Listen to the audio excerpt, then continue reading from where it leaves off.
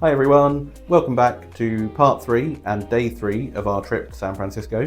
In this video we are taking the cable cars and streetcars around the city, as well as a trip out to Alcatraz and doing the tour there. And then finally in the evening we head over to the theatre where, as a surprise for Glenn, we go to see Cher, which was amazing. She wasn't singing, she was doing a book tour and just talking about the book and her life. But that was a really good surprise that he had no idea about. So yeah, lots packed into this particular day and this video, so keep watching and hope you enjoy it. So we started off at the Fisherman's Wharf cable car turnaround, which is the Powell and Hyde line, and it takes you from Fisherman's Wharf all the way across to Market Street, and we were heading that way to go to the ferry building to get some breakfast. We had downloaded the Mooney app, MUNI, it's for all of their transport across the city, and for $13 you could get an all-day ticket using the transport as much as you wanted, including the cable cars and the street cars. So that was really handy. We had the app and we just had to show the conductor whenever we got onto the trams, and yeah, it worked really well. It was really easy.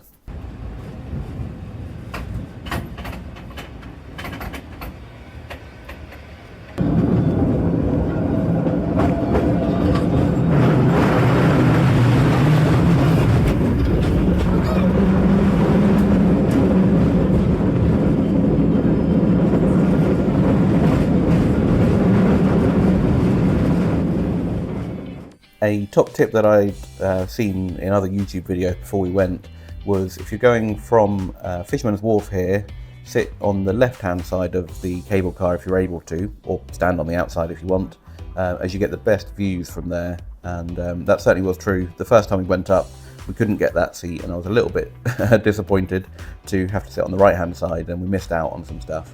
But the video here is from our second time when we went up, and when you get to the very top of the first hill, or the first set of hills, you get to see Lombard Street and all the way across the city to the Coit Tower. So that's a really good view, so definitely worth getting on the left hand side if you can do.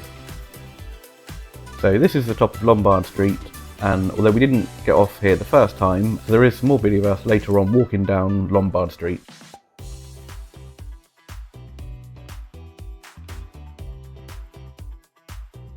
I knew San Francisco was hilly, and you can see that wherever you are really, but it wasn't until we went through on the cable cars that you can really see how many different hills there are and how steep they all are.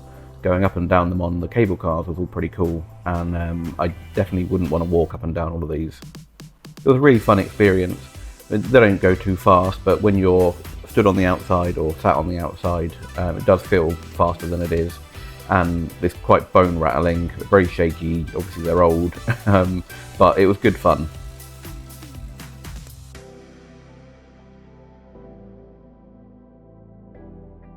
So we eventually got to Market Street, which is not far from Union Square, and I think it's another good shopping street potentially. But we weren't staying around here, we were heading down to the ferry building to get some breakfast. And to do that we need to get on one of the streetcars. I really liked all the streetcars. They were all different colours, and I think they'd been brought in from different parts of America and restored to be used here in San Francisco. So it was good to get to ride on them.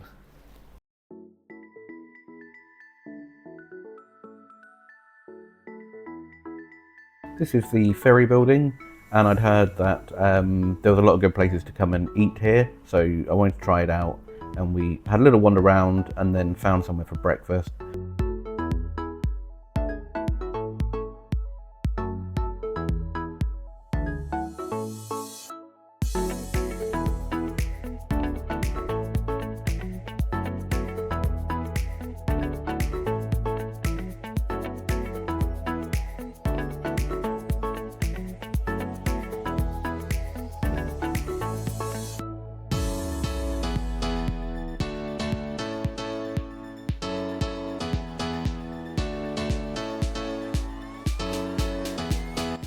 We found a place called the Grand Creperie, and they had some really nice pastries there, which I had one of, and we had some savoury crepes, which were really nice, and it was a great way to start the day.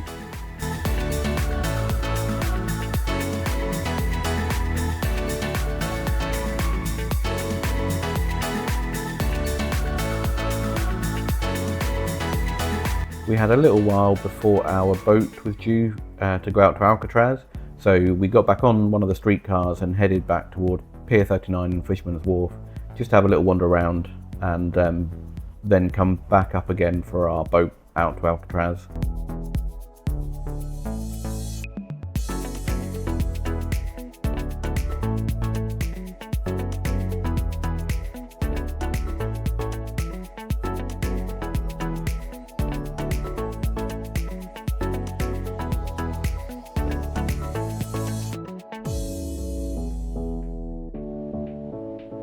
It's a nice little boat trip out to Alcatraz. It doesn't take too long, but it's narrated along the way, so they tell you a little bit about the history of the prison and everything, some of the inmates that were there and different stories.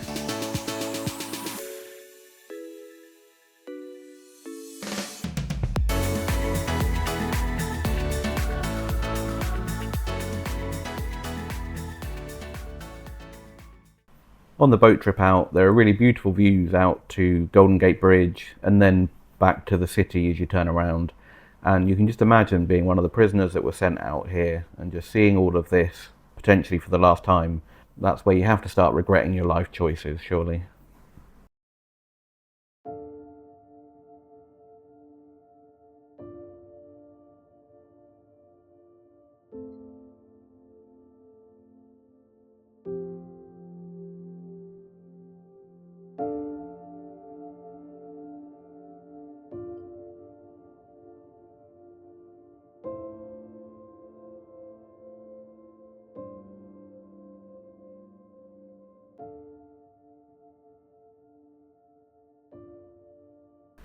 There is a bit of an eerie atmosphere as you walk up towards the prison, and obviously as you're walking through it as well.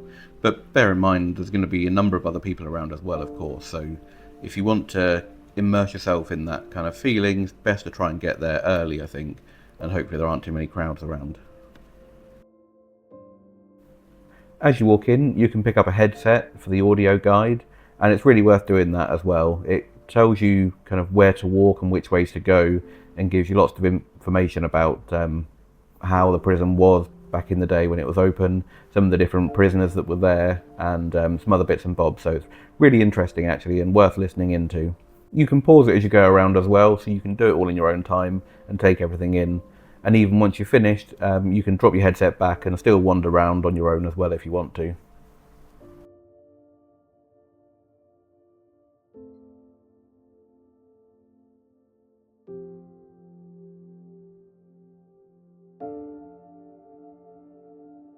Just looking in at how small these cells are, you can't imagine having to stay there for any period of time. Although I guess it wasn't built for luxury, of course. It is fascinating walking around and seeing it all, and learning all the history from the audio guide.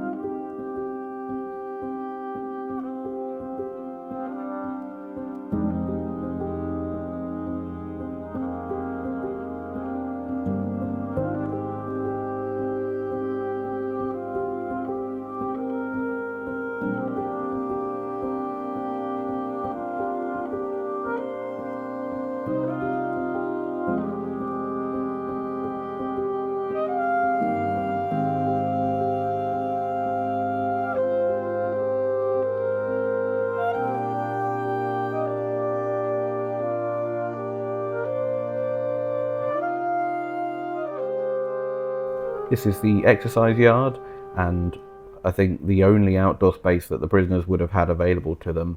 And you can see it's not all that big, and there's no views beyond those big walls. And just one little door here in the corner where if you manage to get out of that, you've got a stunning view of the Golden Gate Bridge and everything that you're missing out on. Even if someone did make it out of there, they're not going to get very far. It's very steep cliffs around most of the island and quite away from the rest of the city and any actual lands.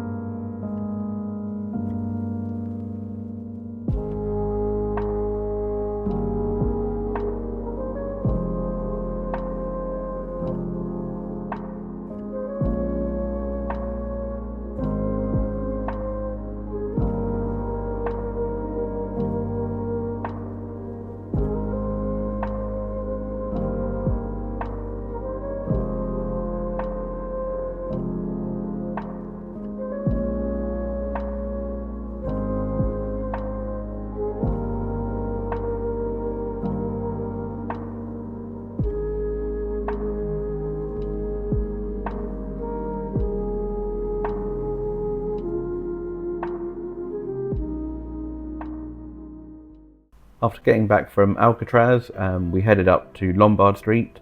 So we stood around, watched a few cars wiggle their way down the hill, and then walked down for ourselves. It's really steep, it's surprising, and you can see obviously it's quite hard going around those turns if you're driving.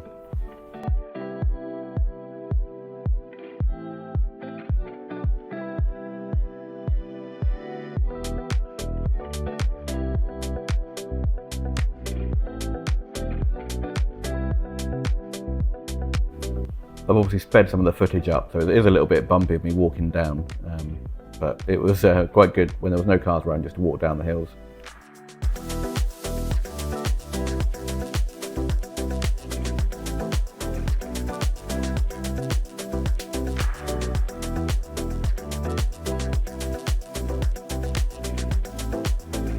I've been trying to find a good spot to get one of those pictures like you see where the pavement's straight but the house is crooked because it's on such a hill, and managed to find one here which I thought was quite cool.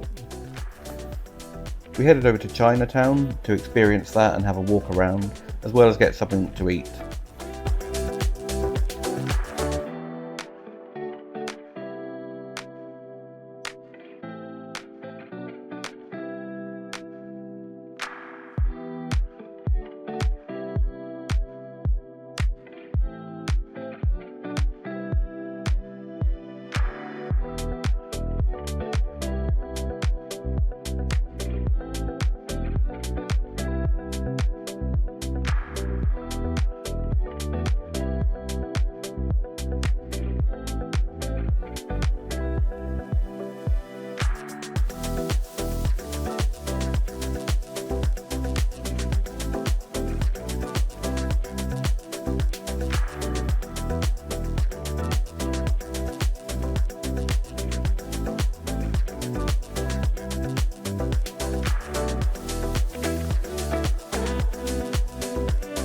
We finally made our way to the Golden Gate Theatre and to Glenn's shop. There was a big sign outside to see A Conversation with Cher, and we both got a free book with it, and so that was pretty cool. I need to get into reading that at some point.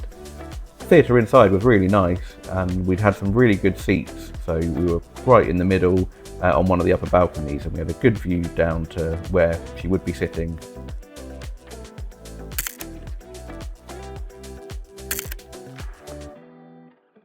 So that's it for another day in San Francisco.